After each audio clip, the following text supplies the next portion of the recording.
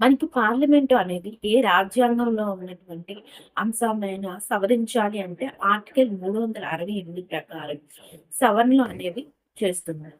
అయితే ఈ basic structure అనేది రాజ్యాంగంలో ఎక్కడ ప్రస్తావించలేదు.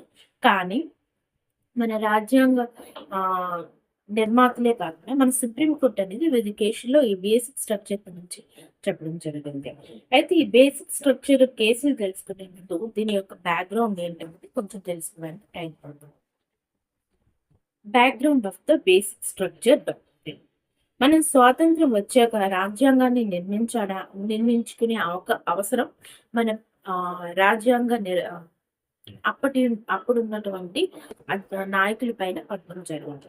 సో, ఈ రాజ్యాంగ ఆహ్, రాజ్యాంగాన్ని నిర్మించుకున్న తర్వాత ఈ సవరణ అనేది ఎవరి చేతుల్లో ఉంటది? ఫ్యూచర్‌లో ఏదైనా ఫ్యూచర్‌కు